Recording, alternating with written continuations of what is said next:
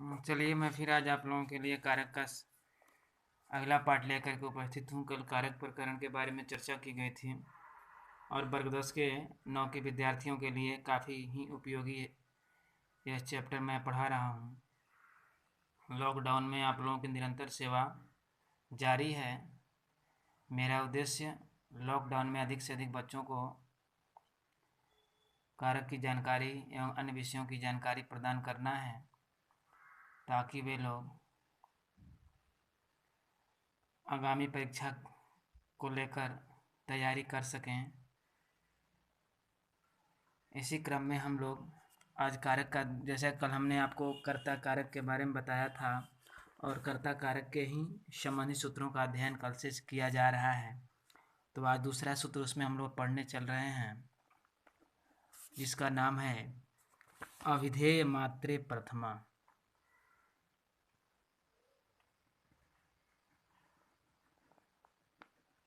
अविधेय मात्रे प्रथमा। ये अविधेय शब्द है ना, अविधेय शब्द का अर्थ नाम है। केवल नाम जब व्यक्त करना हो किसी व्यक्ति का, ध्यान से समझिएगा, केवल नाम जब किसी व्यक्ति का व्यक्त करना हो तो नाम में हमेशा प्रथमा व्यक्ति होती है। जैसे हमने उदाहरण ले लिया राम, तो राम को संस्कृत में क्या लिखेंगे? रामः, मोहनः, कृष्णः, सीता।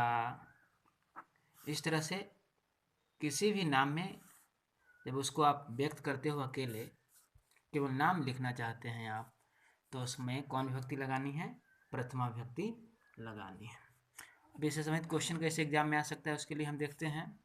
क्वेश्चन आपका आ सकता है जिसे दे देगा एग्जाम में मोहनः, मान लीजिए दे दिया, ऐसे पूर्ण विराम कर दिया, यहाँ रेखांकित कर दिया, लिख दिया गया रेखांकित पद में कौन विभक्ति है।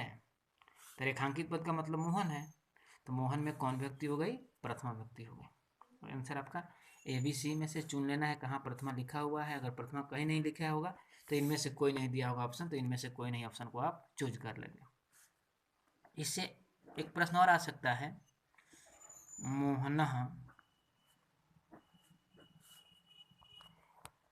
रेखांकित कर दिया गया रहेगा, रेखांकित पद किस सूत्र पर आधारित है? Option A, option B, option C, option D. Option A में दे दिया कर्तरी प्रथमा, ऑप्शन बी में दे दिया अभिधेय मात्रे प्रथमा, ऑप्शन सी में दे दिया उक्ते क्रमिक प्रथमा, ऑप्शन डी में दे दिया सभी। तो सही ऑप्शन क्या होगा हमारा? अविधेय मात्रे प्रथमा। किस सूत्र पर आधारित है ये? अविधेय मात्रे। मान लेते हैं हम, इसने लिखा है अविधेय मात्रे प्रथमा। बात सबको समझ में आ रही है ना? यहाँ पे लिख दिया कर्तरी प्रथमा, यहाँ हो गया आपका उक्ते कर्मणि प्रथमा, उक्ते कर्मणि प्रथमा, इसमें हो गया सभी।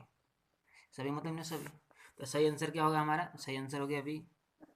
तो आंसर आजकल तो ऑब्जेक्टिव क्वेश्चन ज़्यादा आ रहे हैं ना, तो ऑब्जेक्टिव क्वेश्चन के हिसाब से तैयारी करनी होगी, तब जाकर के अधिक अंक आप परीक्षा में प्राप्त कर सकते हैं। चलिए दूसरा सूत्र लेकर देखते हैं। इसके बाद सूत्र हो गया हम लोगों को आज पढ़ना है सूत्र प्रथमा कर्ता, क्या बोलते हो, कर्ता कारक से अव्यय योगे प्रथमा।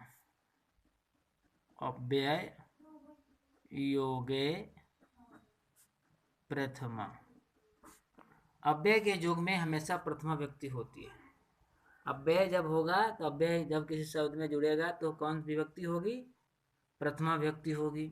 जैसे रामः इति सखा अस्ति, तो रामो में कौन व्यक्ति हो गई? प्रथमा व्यक्ति हो गई। क्वेश्चन इसके टाइप पे कैसे आएगा? क्वेश्चन लेकर देखते हैं। क्वेश्चन मान ली दे दिया है शूद्रकः इति राजा आसीत्, इति राजा आसीत्, ये पूर्ण विराम हो गया, ठीक ना? आसीत् में हलंत रहेगा, गड़बड़ हो गया। आसित, ठीक ना, यहाँ पूर्ण विराम कर दीजिए। यहाँ पे शूद्र का हमें क्या दे दिया, रेखांकित। रेखांकित पद में कौन सी विभक्ति है, option A, option B, option C, option D. तो रेखांकित पद में कौन विभक्ति होगी, प्रथम, जहाँ प्रथमा विभक्ति होगा उसमें से उसी ऑप्शन को चुन लेंगे।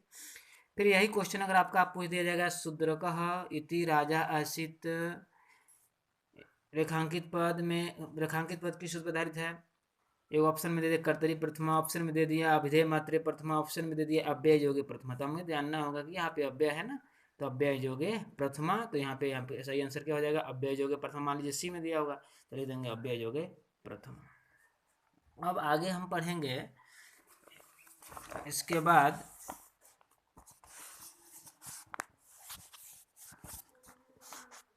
बाद हम लोग उक्ते कर्मणि प्रथमा, उक्ते कर्मणि प्रथमा, उक्ते कर्मणि प्रथमा लिखेंगे। अब हम उक्ते कर्मणि प्रथमा, यह हो गया हम लोग का सूत्र। उक्ते कर्मणि प्रथमा, कर्मवाच्य में, कर्म कारक में, चाहे कर्म में प्रथमा विभक्ति का प्रयोग होता है। जैसे हम उदाहरण लेते हैं, मेरे द्वारा कृष्ण देखे जाते हैं, मेरे द्वारा चंद्रमा देखा जाता है, मेरे द्वारा हरि की सेवा की जाती है, ठीक ना। तो मैंने ले लिया, जैसे उदाहरण हो गया कि मेरे द्वारा कृष्ण देखे जाते हैं, तो मया कृष्ण, अब कृष्णम नहीं होगा, कृष्ण, क्योंकि कौन वाच्य हो गया, ये कर्म वाच्य हो गया। तो मया कृष्ण, अब ऐसा ना समझेंगे कि आपकी कृष्ण कर्म है तो कर्म कारक में द्वितीय व्यक्ति का प्रयोग नहीं करना। कृष्ण दृश्यते, मेरे द्वारा हरि की सेवा की जाती है, मया हरि सेव्यते। अब प्रश्न आएगा इसके हिसाब से कि कृष्ण पद में कौन व्यक्ति है, तो कृष्ण पद में कौन व्यक्ति हो गई, प्रथमा व्यक्ति हो गई। हरि पद में कौन व्यक्ति है, प्रथमा व्यक्ति हो गई।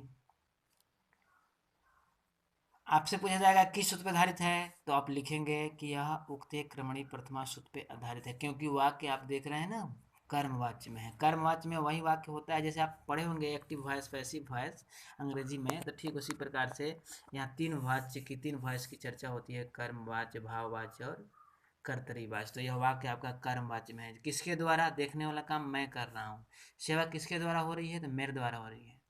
तो यहाँ पे किस वाच्य में, यहाँ कर्म की प्रधानता है, तो ये कर्मवाच्य हो गया। समझ रहे हैं ना, जो वाक्य कर्म के हिसाब से है लिखा जाता है, जिस वाक्य में कर्म की प्रधानता होगी वह कर्मवाच्य हो गया, जिस वाक्य में कर्ता की प्रधानता होगी कर्तरी वाच्य हो गया।